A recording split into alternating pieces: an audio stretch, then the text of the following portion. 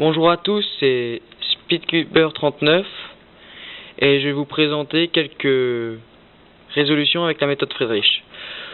Donc, premier cas, blanc, donc là on en a un ici, un là et un là. Donc dans ce cas-là, en fait, ce que je vais faire, c'est que je vais mettre le bleu en face du vert. Et là, si je fais D, ça me place le vert et le bleu, mais sauf, ça me place pas le rouge. Il faut qu'il y ait un orange ici. Du coup, je mets le orange, ici là. Comme ça, quand je fais D, ça me place mes 3 pièces. Et après, il me reste plus qu'à replacer le rouge ici. Donc voilà pour la croix blanche. Ensuite, donc là, je vais résoudre cette paire-là.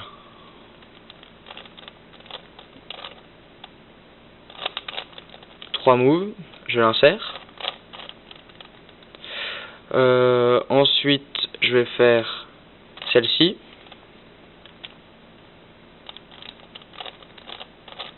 Je l'insère. Donc là, c'est un peu un cas spécial. On se retrouve. Donc dans ce cas-là, en fait, ce que je vais faire en compétition, c'est me décaler là et me retomber dans ça. J'insère. Et là, ce que je peux faire, c'est, au mieux de faire ça, et après, la plupart des gens, quand ils tombent dans ce cas-là, ils retournent ici, puis là, ils le font. Alors qu'on peut utiliser un symétrique qui fait ça, je la connecte, et j'insère. F2L fini, OLL,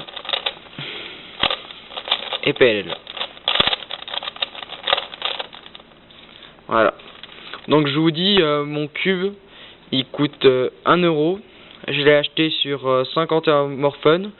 C'est QG Magic Cube. Et j'ai lubrifié avec comment ça s'appelle, du Z-Lube. Et puis ça me plaît vraiment. C'est vraiment un bon cube. Bon, le seul inconvénient, je dirais que c'est le corner cutting. Il est pas super par rapport à mon Dayan. Il est vraiment bien, c'est vraiment le meilleur cube que j'ai pu voir. Donc corner cutting au maximum. Il tourne vraiment super bien, il fait un tour. Et puis il a jamais encore popé. Je passe facilement les 6 mouvements par seconde avec celui-là.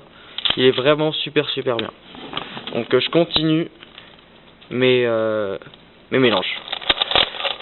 Troisième cas. On a un blanc là, un ici et un là.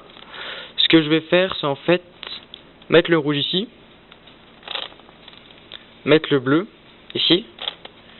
Quand je rabats, ça me met le bleu et le rouge. Je peux mettre le orange là et le vert. Donc là, je peux faire je regroupe cette arête là, je l'insère, celle-ci là, je l'insère, celle-ci, je l'insère, et celle-ci. Ah oui, non, oui, OLL, PLL. Ce que je voulais dire, c'est que quand on finit les F2L et qu'on tombe sur ça, et là on a un angle droit, si, là normalement j'insère ma paire comme ça, mais si je l'insère en faisant R', F, ça me fait déjà la croix, voire la face. Donc là ça m'a fait la face vu que c'était... Donc troisième mélange. Donc ça c'est plutôt une transition F2L OLL. Donc troisième cas. Donc là je vois que déjà j'ai une paire faite, je vais essayer de la préserver. Donc je vais placer le bleu Donc pour ça, je vais monter le... Donc là, j'ai la préserve en mettant là. Hop, hop, hop. Donc là, je peux la remettre là. Je place le rouge ici. Et le vert ici. Donc là, je peux, vu que je l'ai préservé, j'ai déjà une paire faite quand j'ai fini ma croix. Donc là, c'est l'idéal. Je commence même avec une paire faite. Voilà. Donc voilà. Quand je tombe dans ce cas-là, soit je sors comme ça, et après j'ai une paire faite là. Mais si je la résous en faisant U', R', F,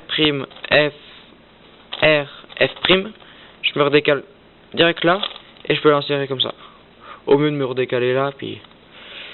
Et là, je me retrouve sur un belge, donc c'est un peu chiant. Je peux même pas faire de X-cross. Si vous voulez, j'expliquerai après les X-cross. C'est... Donc là, je fais un belge. OLL.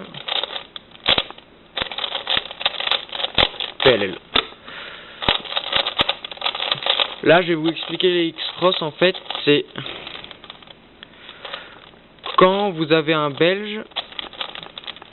Donc voilà. Donc là, vous avez votre belge. Donc vous faites ça, ça, ça, ça, et vous l'insérez. Mais si en fait vous avez rien qui est résolu ici, là et là, ce que vous pouvez faire, c'est de mettre pas de la bonne couleur ici et là, décaler, insérer la paire là.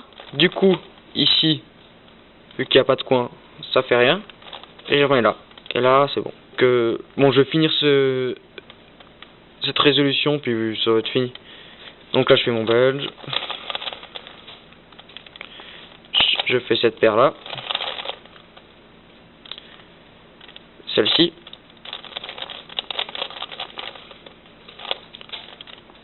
Celle-ci. Et je l'insère. OLL. Oh mince, je me suis trompé de PL, donc j'en refais une. Voilà.